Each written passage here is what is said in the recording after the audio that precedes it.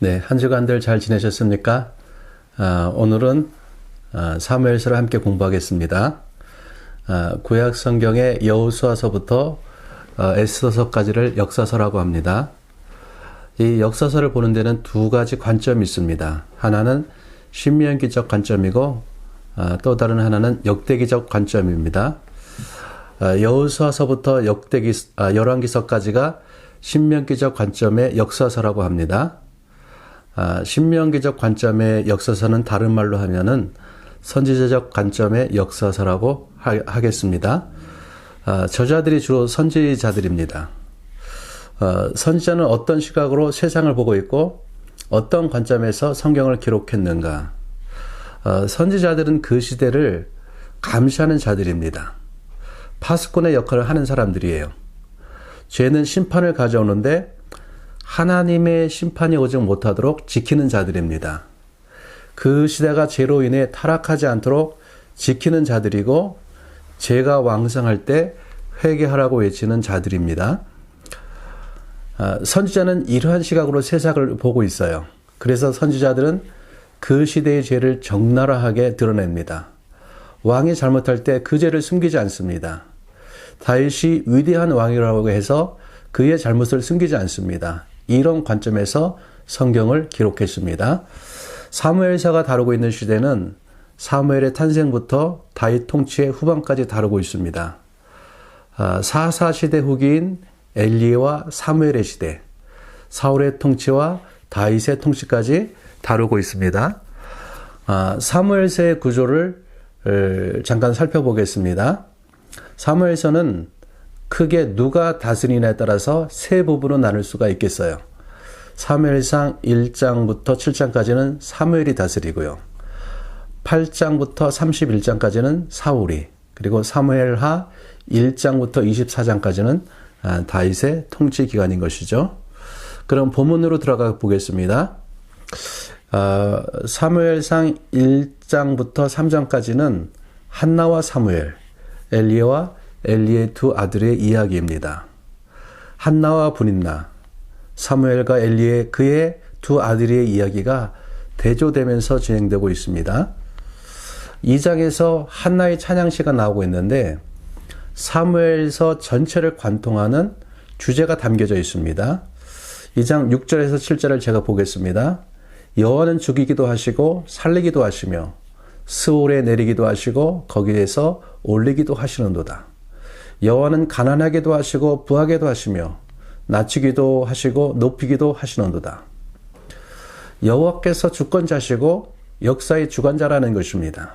그분은 자기를 경외하고 의뢰하는 자를 살리시고 높이십니다. 자신을 멸시하는 자를 내리시고 낮추십니다. 하나님은 자신을 의뢰하는 한나를, 사무엘을 높이시고 다윗을 또 높이시고 하나님을 멸시하는 엘리야와 엘리의 아들들 사울을 내치시고 내리십니다. 3장에서는 성전에서 잠자는 사무엘을 하나님께서 부르십니다. 3장 1절에 그 시대의 특징을 이렇게 말씀하고 있어요. 여호와의 말씀이 회개하였다고 말씀하고 있습니다. 그 시대는 여호와의 말씀을 듣지 못하는 시대였어요. 그러한 시대에 여호와의 말씀이 사무엘에게 임합니다. 왜입니까? 출애굽기 27장 20절에서 21절에 보면은요, 제사장들은 저녁부터 아침까지 성막의 등불이 꺼지지 않게 돌보라고 말씀하고 있으세요. 아이 사무엘이 여호와의 전에 누웠다고 말씀하고 있습니다. 사무엘이 여호와의 전에 등불을 돌보는 것이에요. 당시 실로에는 과연 몇 명의 제사장들이 있었을까요? 사무엘상 22장에 보면은 사울이 높당에서 제사장 85명을 죽였다고 말씀을 하고 있습니다. 그 정도의 제사장들이 아마 이곳에 있었을 것이에요. 제사장들이 이 일을 하지 않고 아이 사무엘이 이 일을 하고 있는 것입니다. 이러한 사무엘을 하나님이 부르시고 높이십니다. 사무엘에게 여호와께서 함께 하셔서 그의 말이 하나도 땅에 떨어지지 않았다고 말씀하고 있습니다. 참 선지자와 거짓 선지자의 차이가 무엇인가? 그 말씀이 땅에 떨어지지 않고 성취된다면은 그 사람은 참 선지자인 것이죠. 4장에 보면은요, 이스라엘과 블레셋이 전쟁을 하고 전쟁에서 블레셋이 패합니다. 전쟁에서 패하자 그들이 말합니다. 여호와의 괴를 오게 해서 우리를 구원하게 하자. 하나님이 안 도와주시니까 우리가 끌고 와서 도와주게 하겠다는 것입니다. 하나님을 강제로 끌어오겠다는 거예요. 하나님이 함께하지 않으셔서 전쟁에 패했다면 회개해야 되는데 하나님을 데려오겠다는 것입니다. 그러한 전쟁에서 하나님이 싸우시겠습니까? 첫 전투에서 3,000명이 죽었는데 언약궤를 앞세운 전투에서는 4만 명이 죽게 됩니다. 옴니와 비느하스도 죽고 언약궤를 빼앗기게 됩니다. 똑같은 전쟁이 7장에서 똑같은 장소에서 일어납니다. 그런데 동일한 장소에서 승리를 거두게 됩니다. 패배의 장소가 승리의 장소로 바뀌게 돼요. 이유가 무엇인가? 그들이 우상을 제거하고 금식하며 회개했습니다. 하나님을 이용하고자 한 것이 아니라 하나님께 돌아가고자 한 것입니다. 여호와께서 여기까지 도우셨다. 그 장소가 에벤에셀이 됩니다. 사무엘상 4장과 사무엘하 15장을 잠깐 비교해 보았으면 좋을 것 같습니다. 사무엘하 15장에서 다윗의 아들 압살롬이 치밀하게 준비해서 갑자기 반란을 일으킵니다. 다윗이 급하게 도망해요. 그때 제사장들이 언약궤를 메고 다윗을 따라옵니다. 하나님의 임재의 상징인 언약궤가 도망가는 다윗을 따라온다면 얼마나 힘이 되겠습니까? 그런데 다윗이 언약궤를 돌려보냅니다. 언약궤를 돌려보면서 한 말이 이런 말입니다. 내가 지금 하나님께 벌을 받고 있는 중이다. 만일 하나님이 원하시면 내가 언약궤가 있는 곳으로 돌아갈 것이다. 다윗은 언약궤를 소유하려고 하지 않고 하나님의 주권을 인정하고 있는 것을 보게 되지요. 차이가 무엇입니까? 어떻게 하나님을 대하고 있는가, 이것입니다. 우리는 하나님을 도구화해서 내가 원하는 대로 해주지 않으면 불평합니다. 내가 하나님께 이만큼 했는데 왜 이렇게 해주지 않으십니까? 마치 하나님을 거래의 대상으로 하는 것이에요. 이것이 우상숭배인 것이죠. 우상숭배의 본질은요, 내가 하나님께 이만큼 했으니까 내가 이만큼 해줘야 되는 거 아닙니까? 거래하는 것이죠. 여러분, 하나님은 우상이 아니라 하나님이십니다. 그분은 주권자이시고 그분은 경배의 대상인 것입니다. 그분은 거래의 대상이 아닌 것이지요. 5장에 보면은요, 빼앗긴 언약궤를 블레셋 사람들이 다곤 신전에 갖다 놓습니다. 여러분, 과거의 전쟁은 신들의 전쟁이에요. 이스라엘과 블레셋의 전쟁에서 블레셋이 이겼다는 것은요, 블레셋 신이 세서 이겼다는 거예요. 사람들은 그렇게 생각을 했습니다. 그래서 승리한 나라는 패배한 나라의 신의 신상이나 신의 상징물을 빼앗아서 자기의 신전에 갖다 놓는 것입니다. 승리한 나라의 신의 부하가 되는 것이에요. 다시 말하면은 하나님이 다곤의 부하가 되는 것이에요. 그렇게 보이는 것입니다. 여러분, 진짜 신이 가짜 신의 상 앞에 있습니다. 아침에 일어났을 때 다곤이 여호와 앞에 경배하고 엎드려져 있습니다. 블레셋 사람들이 다곤 신상을 이렇게 세워요. 다곤은 경배자의 도움을 받아야만 일어설 수 있는 무능한 신인 것을 보여주고 있습니다. 다음날 또 일어나 보니까 다곤 신상의 머리와 두 손목이 끊어져 있고 몸뚱이만 나눠져 있는 것입니다. 당시에 승리한 군인은 적의 목을 베고 손을 잘랐습니다. 이것은 다곤에 대한 여호와의 승리를 상징하고 있습니다. 여호와의 손이 그 땅을 침으로 재앙이 그 땅을 덮쳤어요. 그들이 여호와의 궤를 블레셋 다른 지방으로 보내게 됩니다. 여호와의 궤가 가는 곳마다 무서운 재앙이 내리기 시작해요. 블레셋이 박살냅니다. 무엇을 보여주고 있습니까? 이스라엘의 실패가 하나님의 실패가 아니다는 거예요. 하나님이 백성에 패배할 수 있습니다. 그러나 하나님이 패배한 것이 아닌 것이지요. 한나의 기도에서 여호와는 이기게도 하시고 지게도 하시며 부하게도 하시고 낮추기도 하십니다. 하나님은 모든 역사의 주관자이시다는 거예요. 이것을 보여주고 있습니다. 6장에 보면은요, 여호와의 개가 7달 동안 블레셋에 있는데 그 동안에 블레셋이 초토화됩니다. 더 이상 견딜 수 없어서 여호와의 개를 이스라엘로 돌려보내고자 합니다. 그런데 그들이 이렇게 주장하고 싶은 거예요. 이러한 일들이 우연히 일어났다. 블레셋이 초토화된 것이 우연히 되어졌다라는 것을 보여주고 싶고 그렇게 말하고 싶은 거예요. 그래서 도저히 일어날 수 없는 일을 꾸밉니다. 멍에를 메어보지 아니한 젖나는 소 둘을 선택을 해요. 그 소에다가 멍에를 씌웁니다. 멍에를 메어보지 못한 소들이에요. 젖먹는 송아지가 있는 암소입니다. 당연히 이 소들이 자기 새끼들과 떨어지기 싫어하는 것입니다. 한 번도 멍에를 매지 않은 암소가 새끼들이 있는데도 가만히 두어도 언약궤를 싣고 이스라엘로 가야 하는 것입니다. 그리고요, 블레셋은요, 해안 평야지대이고요, 이스라엘은 산지입니다. 낮은 곳에서 높은 곳으로 올라가야만 하는 거예요. 가만히 있는 소가 그리로 갈 수 있습니까? 이치적으로 따져서 없어요. 확률 제로입니다. 그럼에도 수레가 가만히 있어도 이스라엘로 가면 이 재앙이 여호와로부터 온 것이다. 그렇지 않으면 우연이었다라고 주장하려고 하는 것입니다. 수레는 어김없이 이스라엘로 향합니다.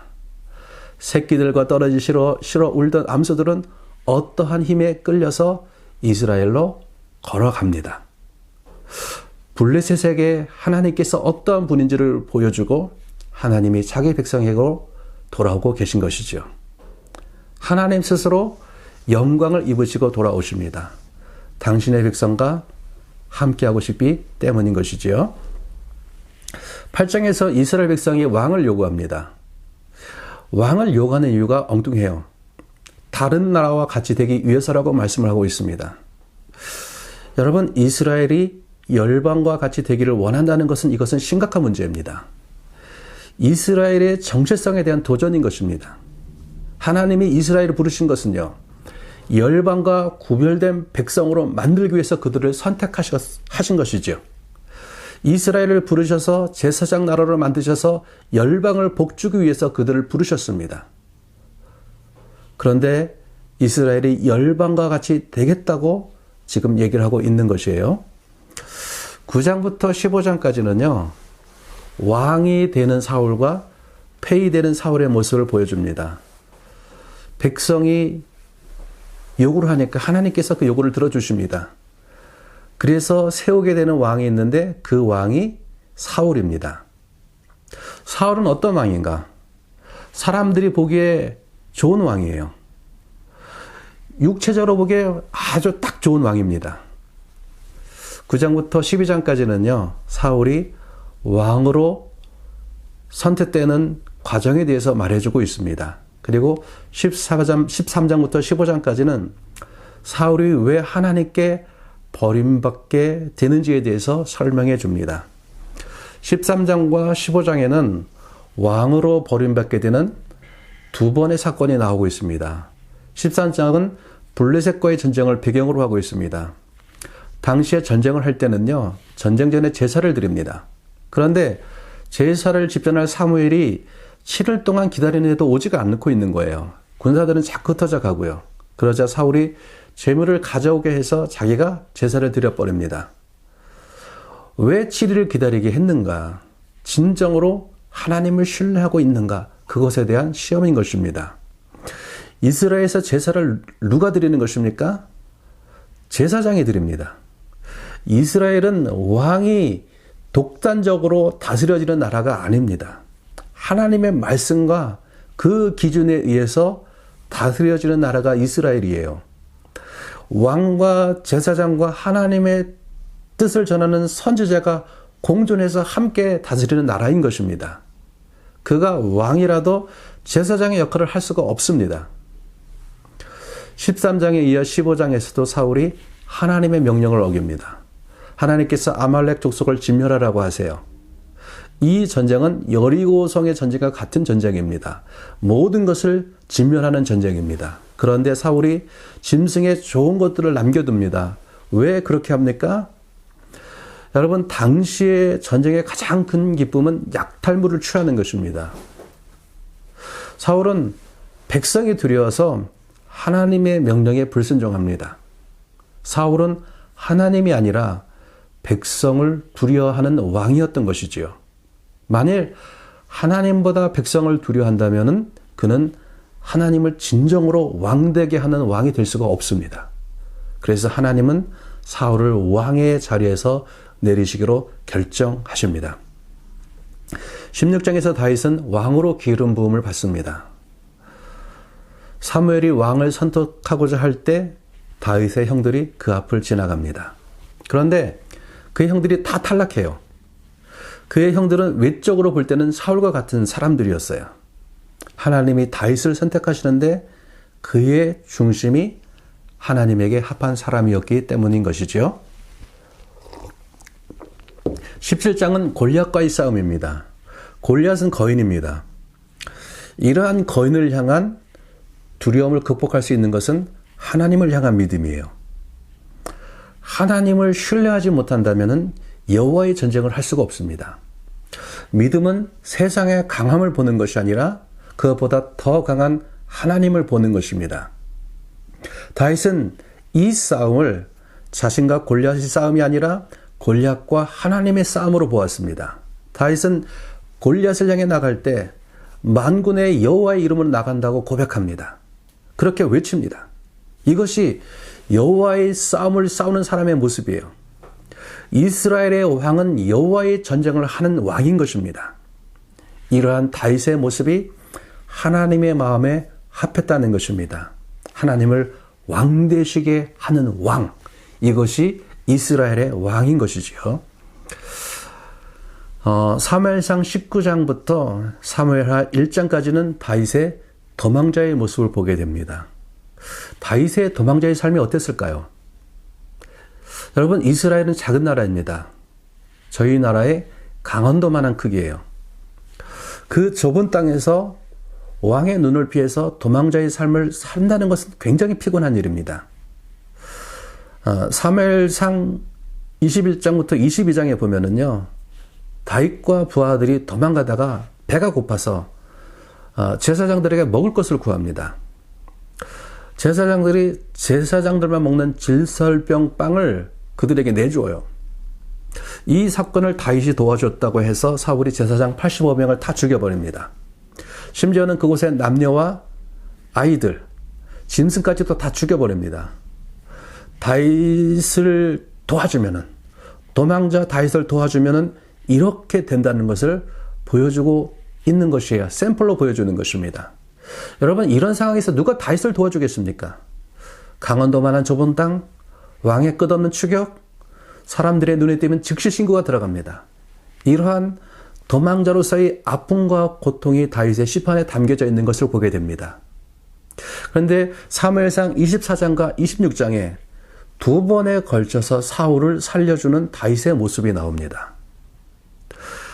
두 번에 걸쳐서 사울을 죽일 수 있는 완벽한 기회가 다윗에게 오는 것이에요. 사울이 다윗이 숨어있는 굴 속으로 똥 싸러 들어옵니다. 사울의 생명이 다윗의 손 안에 들어온 것이에요. 사울만 죽이면은 다윗의 도망자의 삶이 끝납니다.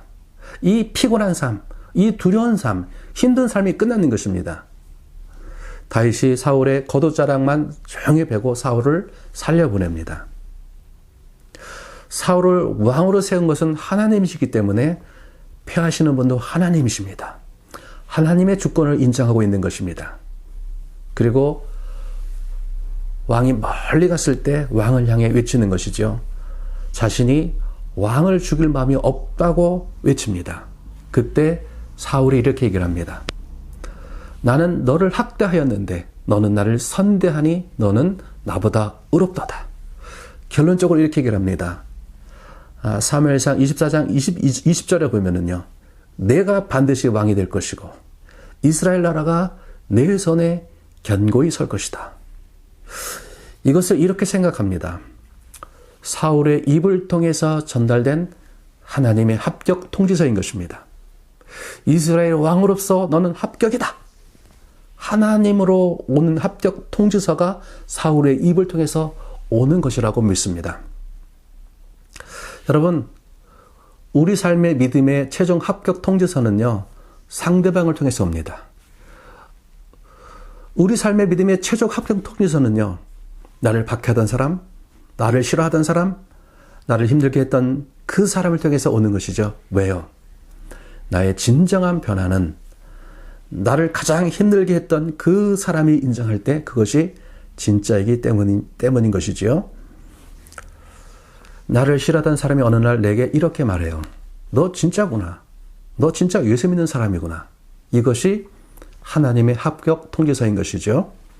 25장에는 나발 사건이 나옵니다. 다윗이 나발의 양떼를 지켜주는 은혜를 베풉니다. 이런 다윗을 나발이 모욕해요. 다윗이 이 성을 잃고 나발과 그의 가족을 죽이기 위해서 달려옵니다. 그런데 나발에게는 지혜로운 부인이 있었는데 그 이름이 아비가일입니다. 서식을 들은 아비가일이 즉시 먹을 것을 준비해서 다윗을 맞으러 갑니다. 다윗을 맞이한 아비가일이 이렇게 얘기를 해요. 내 주는 여호와의 싸움을 싸우시는 분이십니다. 다윗의 칼은 여호와의 싸움에 쓰여져야지 나발과 같은 그런 어리석은 자를 죽이는 데 쓰여져서는 안 된다는 거예요. 당신은 이스라엘의 왕이 될 사람입니다. 다윗의 정체성을 알려주고 있는 것입니다. 도망자의 삶을 살아가는 다윗의 삶에서 유일하게 다윗의 영성이 무너졌을 때가 있어요. 다윗이 돌아버린 때가 있습니다. 분노에 사로잡혀서 다윗이 정말 죽이려고 가는 그때에 아비가일의 말을 듣고 다윗이 정신을 번쩍 차립니다. 나는 여호와의 싸움을 싸우는 자이지. 나의 칼은 여호와의 싸움을 위해서 쓰여져야지. 깨닫게 되는 것이죠. 얼마 후에 나발이 죽습니다. 나발이 죽었다는 소식을 들은 다윗이 아비가일에게 청혼합니다. 자신의 영성을 지켜준 여인을 아내로 맞이하는 것이죠. 창세기 2장에 보면 하나님이 아담의 돕는 배필로서 하와를 준비시킵니다. 돕는 배필을 히브리어로 네게드 에제르라고 합니다. 맞서서 돕는 자, 마주보고 돕는 자라는 말입니다. 남편이 진리에서 벗어날 때 맞서서 당신 그래서는 안 돼. 그렇게 맞서서 돕는 자인 것입니다. 아비가일은 다윗의 무너진 영성을 되찾아준 여자예요. 다윗은 이러한 여인을 놓치지 않고 부인으로 맞이하는 것입니다. 28장에 보면 이제 사울의 인생에서 끝이 다가오고 있습니다. 사울은 40년 동안 이스라엘을 다스렸어요. 하나님께서 왜 이렇게 긴 시간 동안 통치하게 하셨을까? 하나님께서 사울에게 많은 시간과 기회를 주시는 것입니다. 사울은 많은 시간과 기회를 가졌음에도 불구하고 회개할 기회를 놓쳐버렸어요. 이스라엘과 블레셋이 대치하는 국면에서 하나님께서는 어떤 방식으로도 사울에게 말씀을 주시지 않습니다. 그래서 그는 신접한 여인을 찾아갑니다. 비참한 신세인 것이죠. 29장에 보면은요, 다윗이 블레셋 군대와 함께 전쟁에 나가게 됩니다. 다윗에게 정말로 큰 위기의 순간이 온 것입니다. 만일 다윗이 이스라엘과 싸운다면은요, 그는 이스라엘의 왕이 될 수가 없어요. 블레셋 방배들이 다 다윗이 전쟁에 참여할 수 없다고 합니다. 이는 하나님의 도우심인 것이죠. 31장에서 전쟁에서 사울과 그의 아들들이 죽습니다. 사무엘하 2장과 4장을 보겠습니다. 사무엘하 2장에서 다윗은 유다의 왕이 됩니다. 사울의 아들 이스보셋도 이스라엘의 왕이 됩니다. 이 두 왕과 사이에 경쟁이 있게 되고 전쟁이 있게 됩니다. 특징은 다윗의 집은 점점 강성해지고 사울의 집은 점점 연약해져 갔습니다. 5장에서 다윗은 온 이스라엘의 왕이 되고요. 여기서 중요한 사건은 다윗이 예루살렘을 점령하고 예루살렘을 이스라엘의 수도로 삼습니다. 6장에 보면은요, 두 차례에 걸쳐서 언약궤 운반을 하게 되는데요. 첫 번째 언약궤 운반 시에 새 수레에 언약궤를 실어서 옮기게 됩니다. 원래 언약궤는 레위인들이 들고 옮겨야 하는데 이제 언약궤를 수레에 실어서 나르게 되는 것이죠. 이 언약궤를 붙들다가 웃사가 죽게 됩니다. 왜입니까? 민수기 4장 15절에 보면은요, 성소의 성물은 만져서는 안 된다고 말씀을 하고 있어요. 만약에 만지게 되면은 그들이 죽으리라고 경고합니다. 언약궤는 만질 수가 없습니다.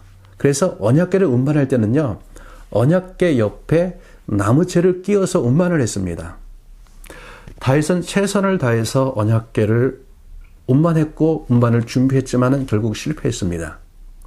인간이 최선을 다해도 하나님의 일은 하나님의 방법대로 하지 않으면 안 된다는 것을 보여주고 있습니다. 두 번째 언약궤 운반은 하나님의 방법대로 해서 결국 성공을 하게 됩니다. 7장은 다윗 언약이 나오는 것으로 굉장히 중요합니다. 다윗은 왕이 된 후 백향목 궁에 살았는데 마음이 불편했습니다. 자신은 좋은 집에 사는데 하나님은 텐트 생활하고 있었기 때문에 그렇습니다. 그래서 다윗은 하나님이 거하실 처소, 영원한 하나님의 처소를 만들어 드리고 싶었습니다. 다윗은 이러한 자기의 마음을 나단에게 얘기를 합니다. 하나님께서 나단에게 나타나셔서 말씀을 하셨어요. 다윗은 하나님의 집을 지을 사람이 아니다. 그러나 결론적으로 말씀하십니다. 다윗의 몸에서 날 자가 내 집을 짓겠다고 말씀을 하십니다. 여러분, 이것이 하나님의 승낙입니까? 아니면 거절입니까? 승낙인 것이죠. 왜 하나님께서는 자신의 생각도 아니고 자기의 계획도 아닌 다윗의 마음을 받으신 것입니까? 다윗은 하나님의 마음을 따라가는 사람이었습니다. 그가 하나님의 마음을 따라가는 사람이라면요, 하나님이 그 사람의 마음속에 있는 그 꿈을 어떻게 여기실까요? 하나님께서 그 마음을 귀하게 여기십니다. 사무엘상 2장 30절에 이렇게 말씀하셨죠. 나를 존중히 여긴 자를 내가 존중히 여기고 나를 멸시하는 자를 내가 경멸하리라. 다윗이 하나님의 집을 세우겠다고 하니까 오히려 하나님이 다윗의 집을 세우시겠다고 합니다. 내가 내 집을 세우겠다고? 아니야. 내가 너의 집을 세울 거야. 다윗 왕조를 세워주시겠다는 것입니다. 나는 그의 나라를 영원히 견고히 하겠다고 말씀하세요. 다윗 언약은 영원한 언약인 것이죠. 그래서 영원한 왕이신 예수 그리스도께서 다윗의 후손으로 오시는 것입니다. 사무엘하 8장부터 10장까지는요. 승리하고 성공하는 다윗의 모습을 보여주고 있습니다. 그리고 11장부터 19장까지는요. 실패하는 다윗의 모습을 보여주고 있습니다. 11장에서 다윗은 간음죄와 살인죄를 저지르게 됩니다. 그로 인해서 다윗의 가족 가운데 슬픈 일들이 계속해서 일어나요. 맏아들 암논이 이복 여동생인 다말을 강간하고 이러한 암논을 압살롬이 죽이고 압살롬이 반란이 일으킵니다. 그리고 그러다 죽습니다.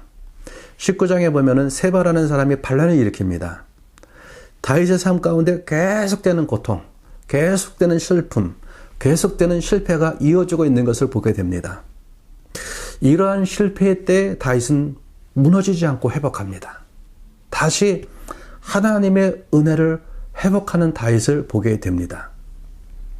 무엇이 다윗으로 하여금 이렇게 회복하게 하는가? 시편 52편은 다윗의 회개의 시편입니다. 다윗이 여기서 이렇게 고백하지요. 내가 죄 중에서 태어났습니다. 나는 근본부터 뿌리부터 나쁜 놈이라는 고백인 것입니다. 하나님, 나를 새롭게 창조해 주십시오. 여기서 창조에 사용된 말이 바라라는 말입니다. 창세기 1장에 창조에 쓰인 말이 바라입니다. 하나님, 나를 완전하게 새롭게 창조해 주십시오. 하나님이 원하시는 것은 제사가 아니라 상한 심령입니다. 하나님의 제사를 원하면 내가 얼마든지 양을 잡을 수 있습니다. 그러나 하나님이 원하시는 것이 무엇인지 다윗은 알았어요. 상한 심령으로 하나님 앞에 나가서 회개하는 것임을 다윗은 알았습니다. 여러분, 그래서 다윗인 것이죠. 죄를 안 져서 다윗이 아니라 하나님 앞에서 죄를 졌을 때 어떻게 죄를 처리할 줄 알았어요. 다윗은 넘어지기는 했지만 그곳에서 회개하며 하나님을 향한 믿음을 회복합니다.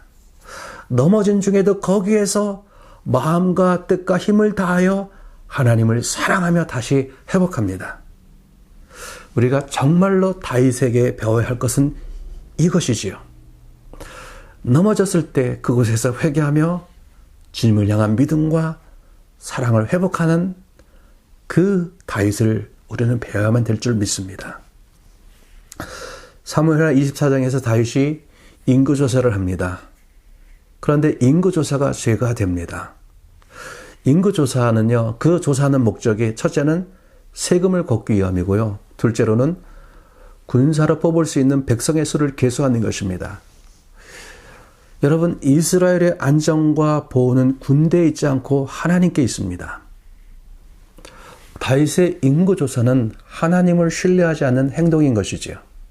이러한 다윗의 죄에 대해 하나님이 선지자 갓을 보내서 선택하게 하십니다. 7년 동안 기근이냐, 3달 동안 원수에게 쫓길 것이냐, 3달 동안 전염병을 당할 것이냐. 다윗은 3가지 중에서 전염병을 택하는데 중요한 것은 선택의 동기입니다. 이렇게 얘기를 하고 있어요. 여호와께서는 긍휼이 크시니 여호와의 손에 빠지고 사람의 손에 빠지지 않겠습니다. 라는 것입니다. 여호와께 심판을 받겠다는 것이에요. 다윗은 여호와의 마음, 하나님의 마음을 아는 것입니다. 사무엘하 24장 16절에 보면은요, 심판 중에 하나님은 긍휼을 내리신다고 말씀하고 있죠. 심판의 천사가 예루살렘을 향하여 죽음의 손을 내밀며 죽이려고 할 때 하나님께서 멈추라고 하십니다. 그 장소가 아리우나의 타작마당입니다. 이곳이 어디인가? 모리아산입니다. 여기서 재앙이 멈춰지는 거예요. 이곳에 성전을 짓게 합니다. 성전은 어떤 곳입니까? 용서의 장소이고요. 하나님의 진노가 멈추어지는 곳이죠. 여러분, 사무엘서를 마치고자 합니다. 하나님은 자신을 존중하는 자를 존중하십니다. 하나님은 자신을 멸시하는 자를 경멸히 여긴다고 말씀하셨습니다.